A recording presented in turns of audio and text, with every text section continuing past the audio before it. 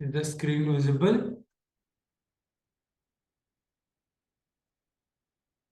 Yes, sir. Yes. Mutually exclusive events or disjoint events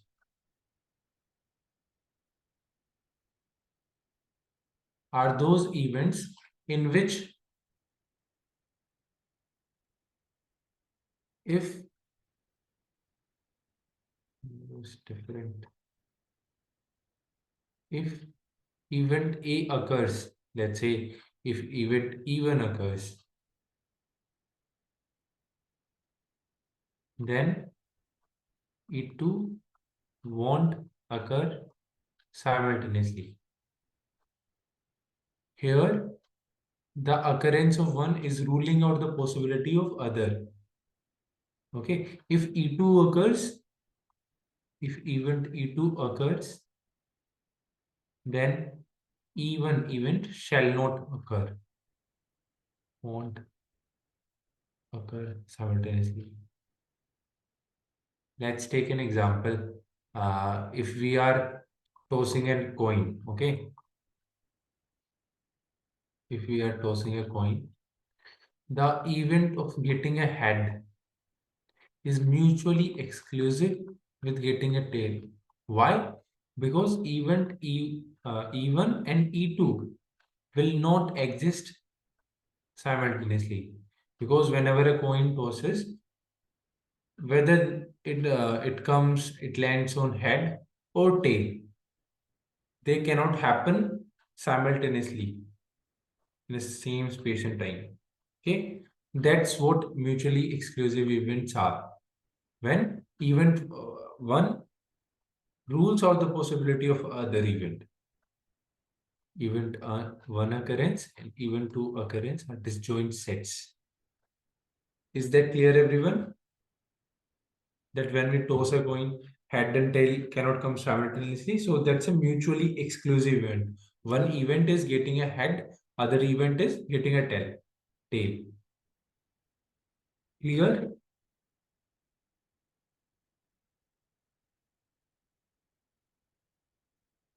Any doubt? Should I repeat?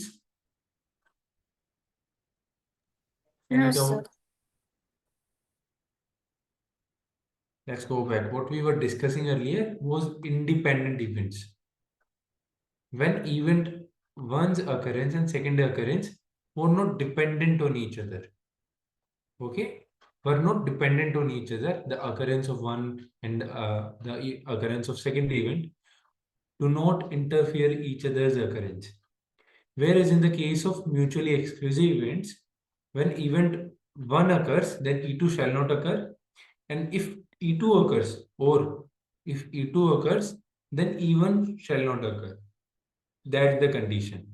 Mutually exclusive events are dependent somewhat, and this is completely different when there are independent events. Is that clear? What are independent events? Yes, sir. Okay. So now let's discuss about dependent events.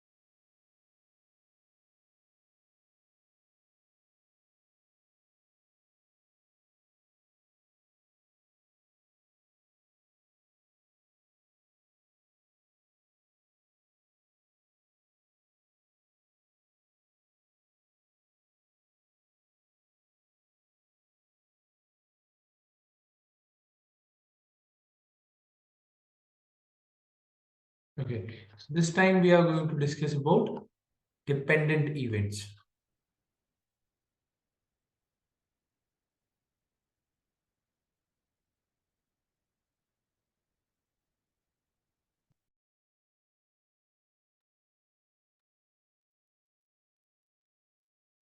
So let's take an example of where we have two urns, and the event one is getting an orange bowl from first urn, and event two is getting an orange bowl from the one and only urn that is available.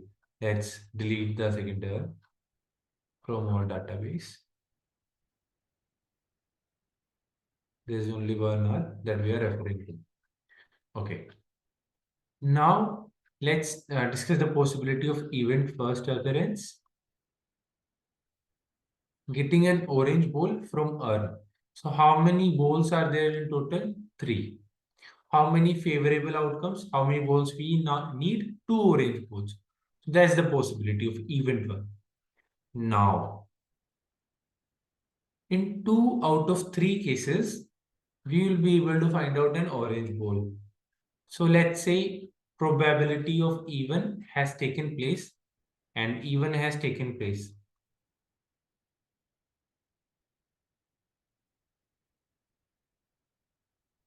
Now, finding probability of E2 where even has already taken place, the game has changed now. Means we are considering ki out of one possibility, we have got the orange ball, and in other cases, we were not able to get the orange ball. Basically, we got the green ball. So that's the condition here. Now here, when we have get an orange ball out of the urn, how many balls are left inside? One green and one orange. Because one orange ball has already taken out. So what is left? There are two balls left, one green and one orange. Okay. So what we need to find out? Orange. How many total balls are there? Two. How many balls that we want to find out favorable? One only, that is orange. So probability of even 2 becomes half here. Now in this scenario where we have in our first try, we were not able to find out the orange ball. We got the green ball. So now the urn has two balls only. Okay. For better representation, let me bring those two balls that are there left.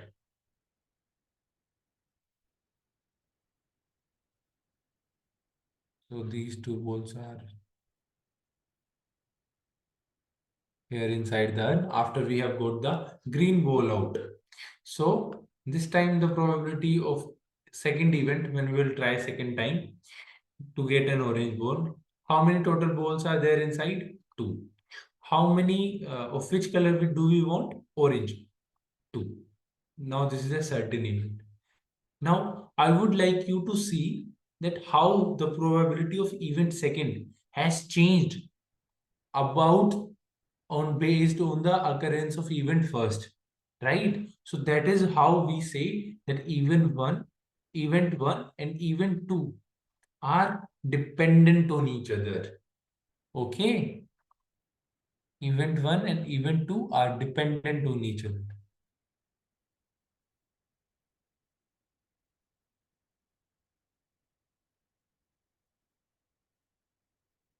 Let me write. These are dependent events. Because the occurrence of second event is depending on the occurrence of first. These are called dependent events. Is that clear, everyone? Yes, sir. Okay. So there are some properties to take care in mind that if it is given that E1 and E2 are independent events,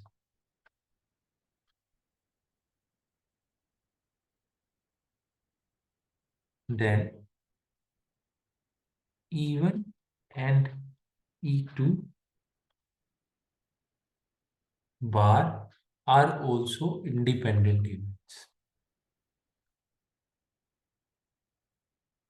And even bar and E2 events are also independent. And even bar and E2 bar, these two events are also independent if it is given. Hmm? There is a if then situation.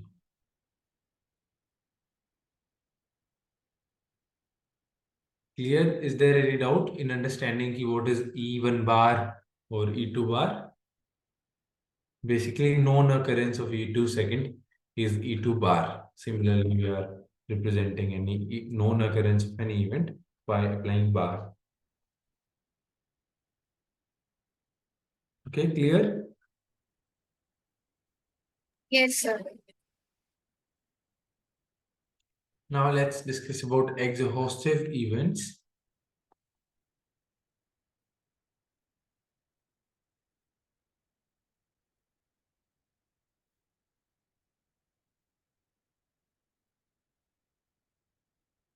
Exhaustive means earlier we were discussing about exhaustive sets meant that A union B should be the universal set. And here also, when occurrence of set A is probability and occurrence of set B's probability is equal to 1, then they are mutually exhaustive events. When A union B is becoming the sample space is the set of all possible outcomes.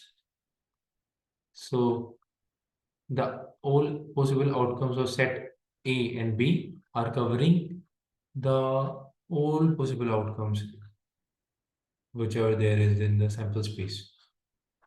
Okay, this is what exhaustive events are. Any questions? Yes, sir.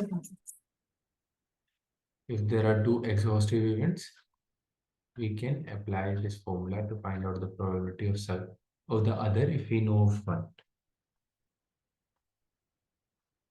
Let me read from the definition of the book. In a random experiment, two or more events are said to be exhaustive events if one of them is sure to occur on, on performing the experiment in the like for example, union of all the events should be sample space. In the same above example, tossing of two coins, events A and B are exhaustive events. A event meant like getting a head, or B event getting a tail. Whereas the union of A and B, this is the sample space. The total possibilities which can be there when we toss a coin. Clear? Yes, sir.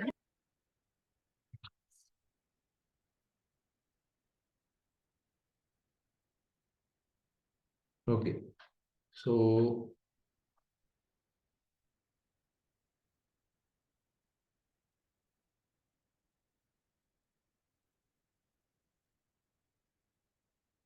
now it's time we shall discuss about dice.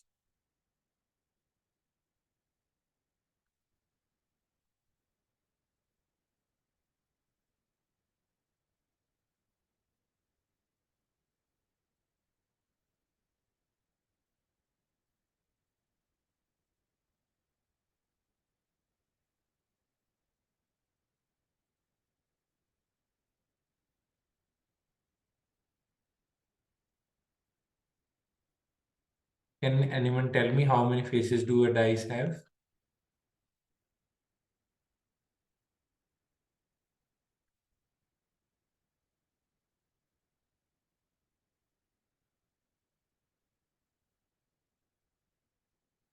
Haven't you played Ludo?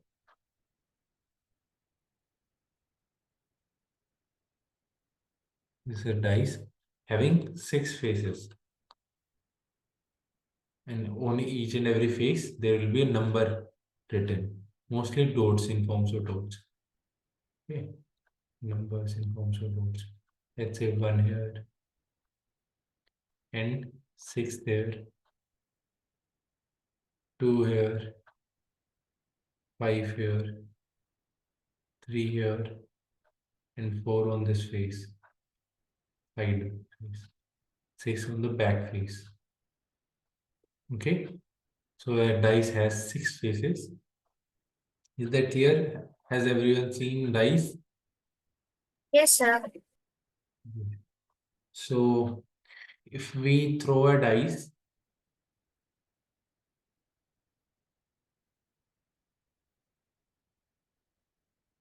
what are the likely total outcomes, sample space?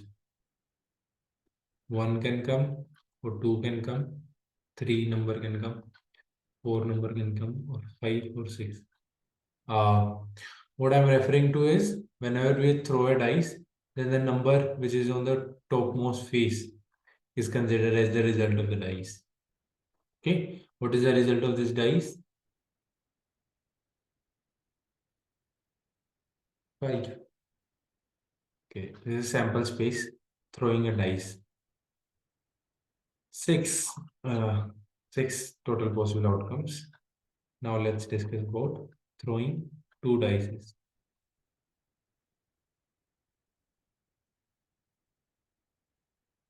So sample space, how many can come on the first dice? 1.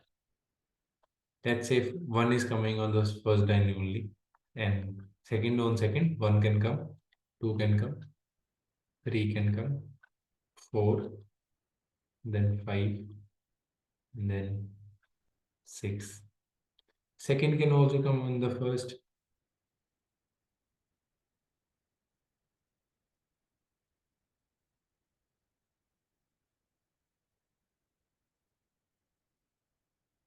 Third on the first dice, 1 on the second dice, third on the first, 2 on the second. Similarly,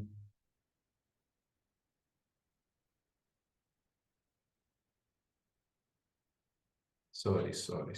Let's not break the pattern. Why we are writing certain pattern so that we don't miss out on anything.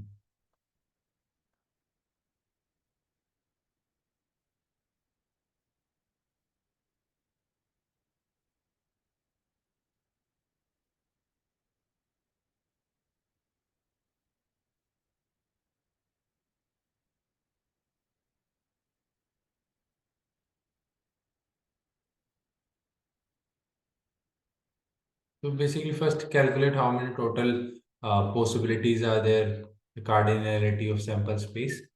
So basically, there are 2 places, and every dice can have 6 results.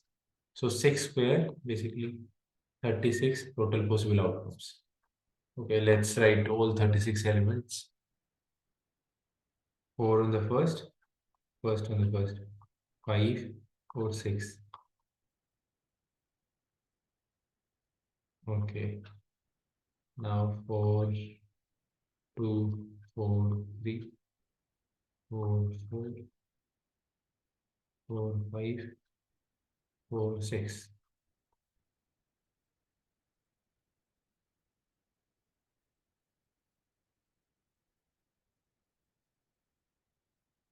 5, 2, 5, 3, or 5, 4, 5 on the first, 5 on the second, 5 on the first, 6 on the second, 6 on the first, second on the 2 on the second, 6 on the first, 3 on the second, 6 on first, 4 on the second, 6 on first, 5 on the second, or 6 on the first, 6 on the second.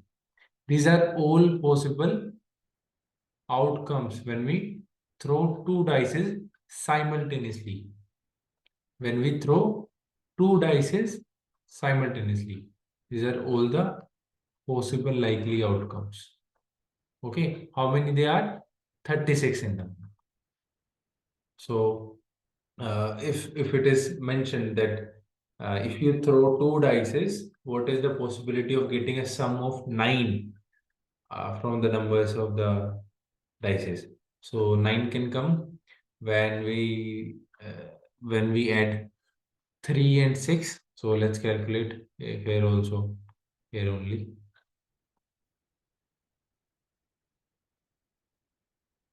Take an example. The question is asking, when we throw two dice,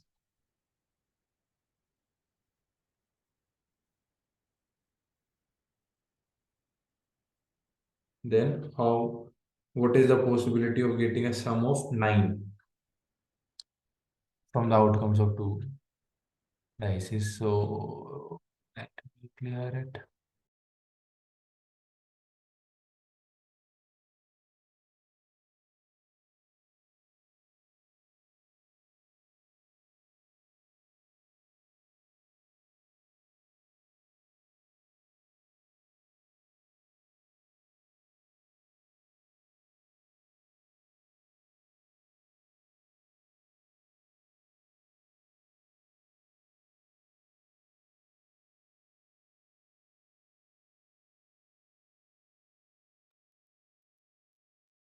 The question is, what is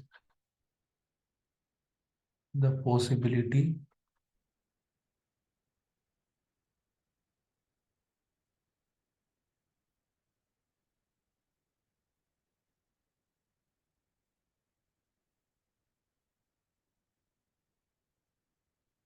two dice simultaneously? Okay, so we have written all of the sample space.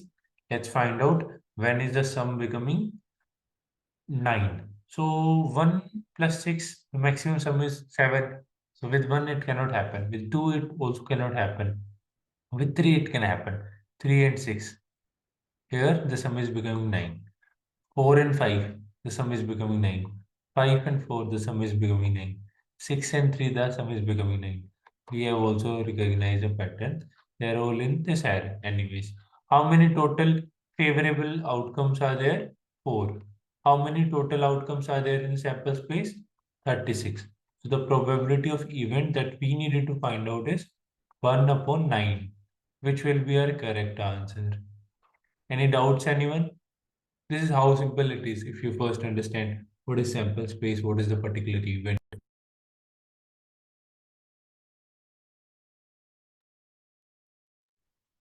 Right, sir.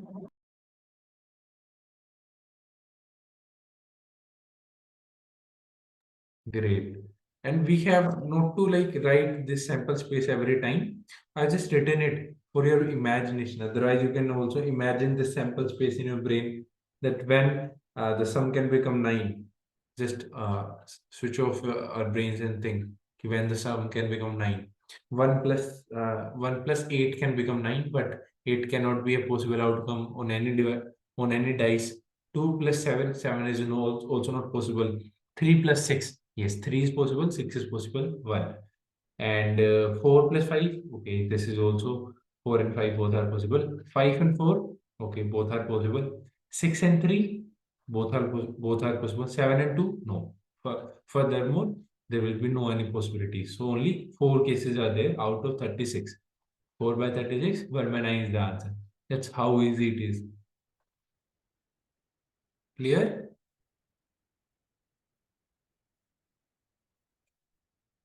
Okay, let's discuss one more example. The question is,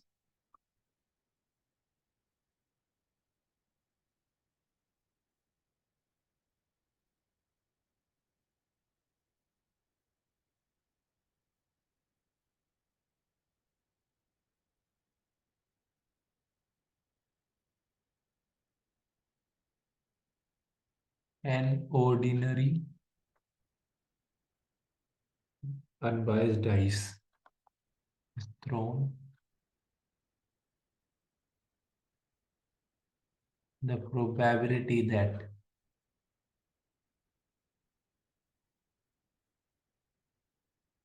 the number appearing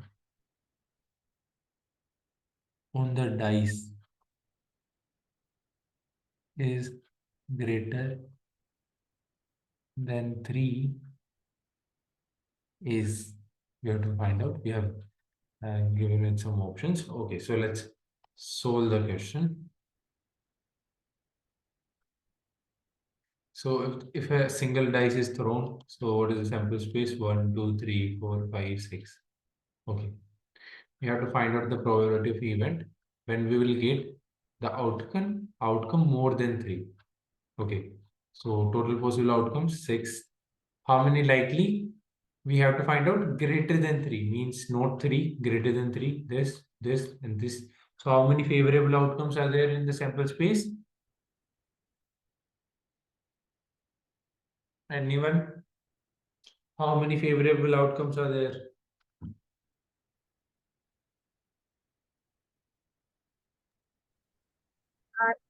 3, sir. Yes, 3. So 3 by 6, what is the possibility? 1 by 2, 0.5 is the possibility. 50% chances of getting a number that is greater than 3. Clear?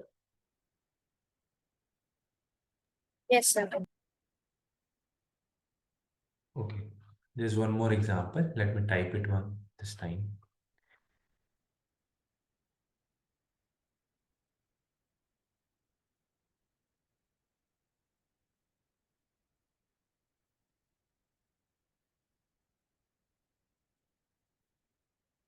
A bag contains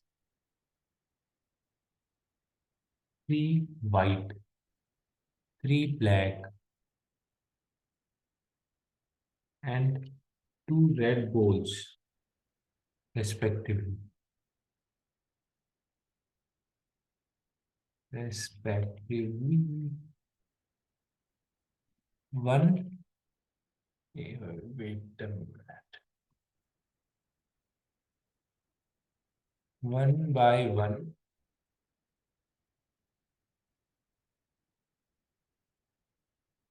3 balls are drawn without replacement.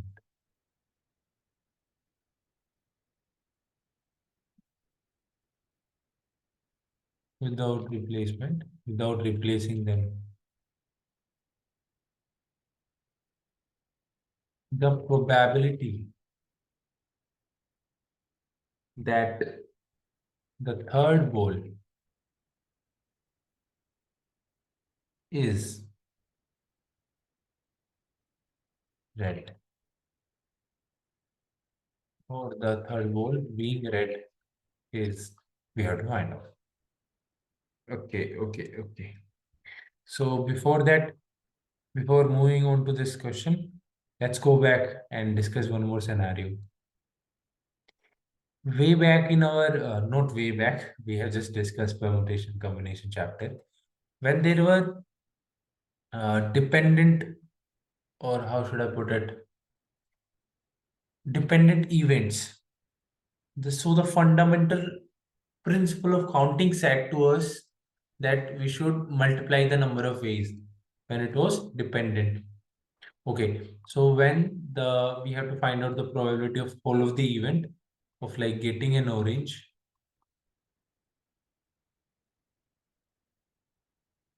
Okay, let me call this particular event as E. So the probability of getting an orange will be probability of E1, probability of E1. Yeah.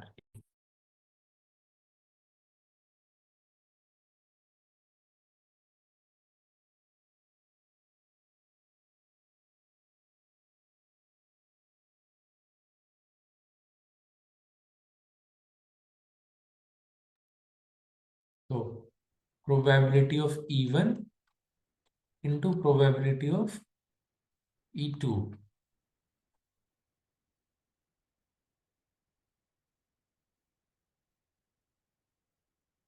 plus probability of E1 bar into,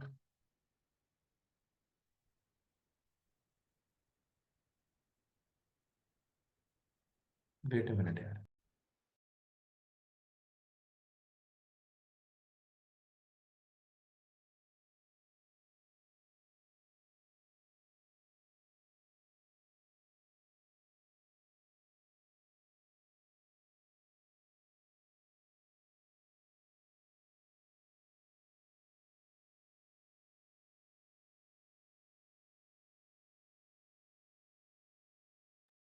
Yes. So let's write here what I'm trying to say. In case of dependent events, let's say there are A and B dependent events, the probability of A and B happening simultaneously will be probability of A cross probability of B. We will multiply the probability of both. Okay. So that is in the case of dependent events, when one occurrence of one event is dependent on the other. And for the other case,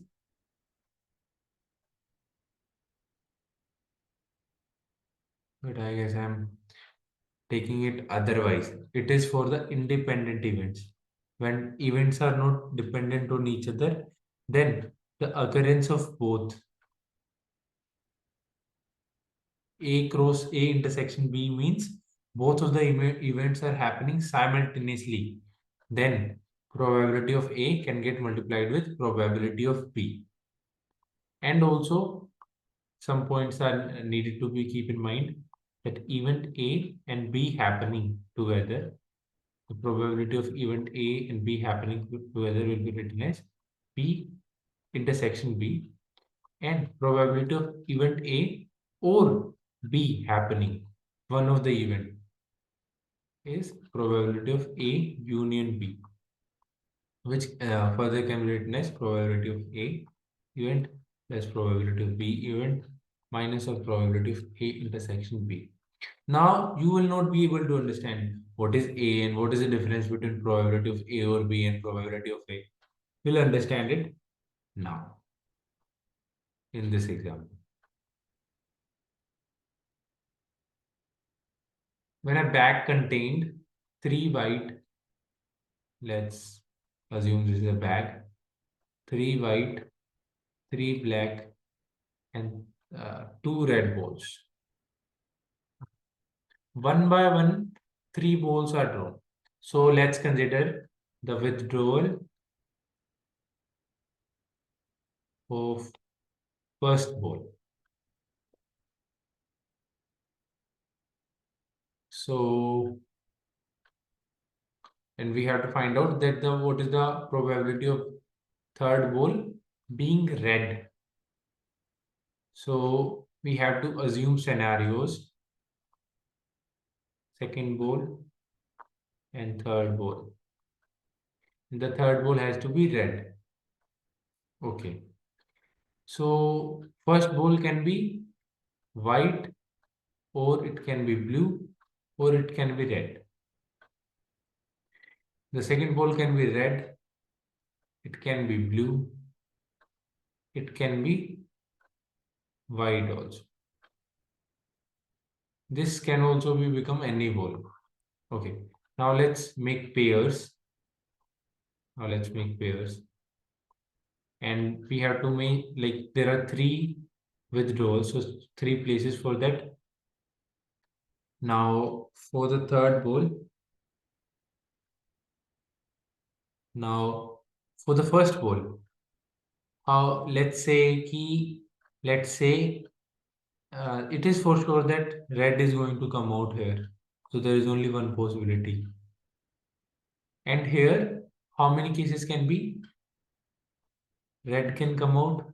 So let me write down red or blue or white. Any can come out.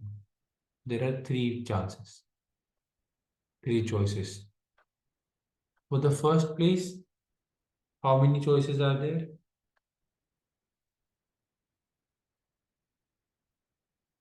Red, blue, or white. But we have to consider strictly in one of the cases that, because if red is going to come here, then may not come here, and if red didn't go here on the second place, then we have to consider it here. So it's becoming confusing using this method. So that is why we will use a different method here.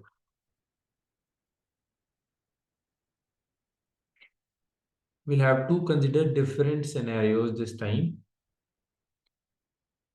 about, first of all, getting white ball and red ball.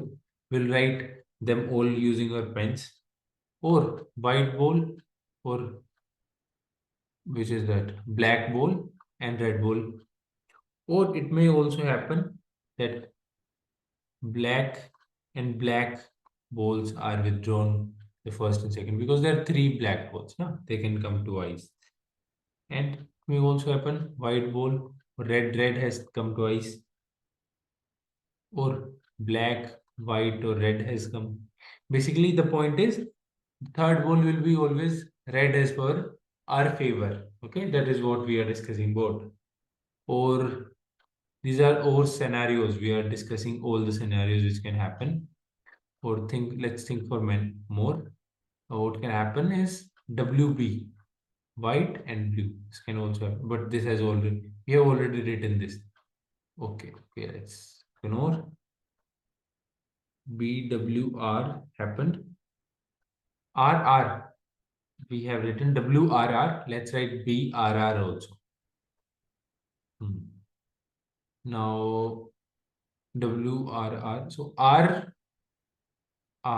WR can also be there. Red on the first, then white, then red.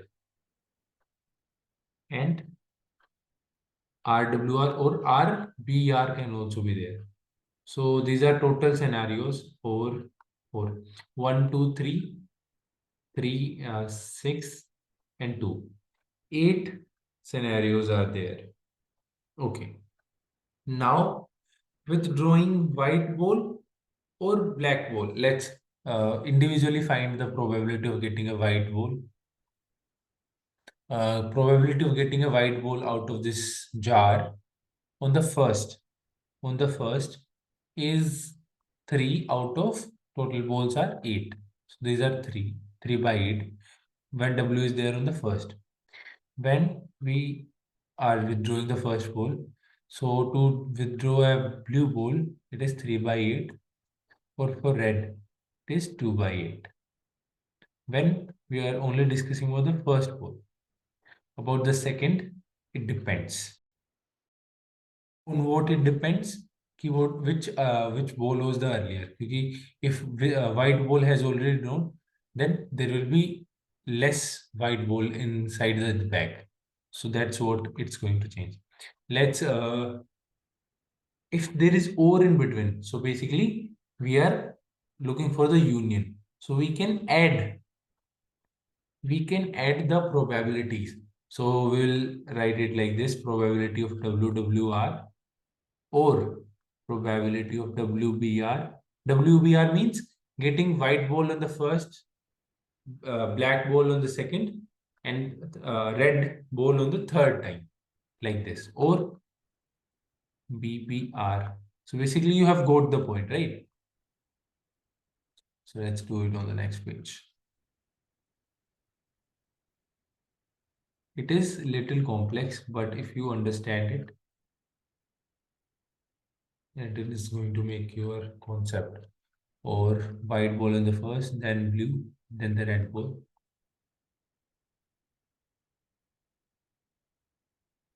Black ball, red ball. White ball, red ball, or red ball. Black ball, white ball, and then red ball. Black ball, red ball, and red ball. Red ball, white ball, and red ball. Red ball, blue ball, black ball, and red ball.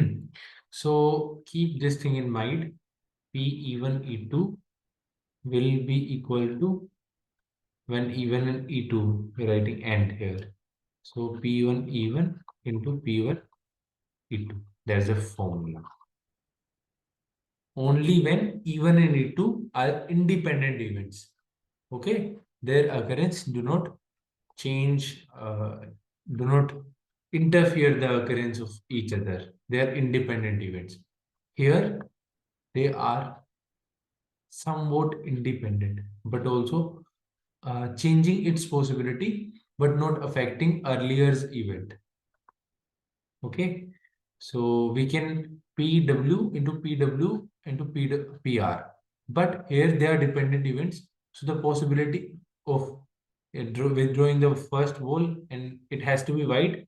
So its possibility and withdrawing white wall on the second time, it's going to change, and we are going to consider the change. We are going to recognize that the probability of withdrawing white wall at first and the probability of withdrawing white wall in the second is different. And I am going to explain it to you that why it is so. We had 3 white, 3 black, and 2 red. So if we have withdrawn, if we have to withdraw a white ball at the first, so 3 by what? 8. Okay, nice. Into withdrawing white ball in the second. Now already one ball has gone. How many has left? 2 has left in the inside. So we want 2. How many inside are there in total? 7. 7 are left. Okay. Now withdrawing red ball. So we have already withdrawn another white ball. So for red ball, 2 red balls are there, out of which 6. Okay. Let's now discuss about another scenario. Let's refresh our can.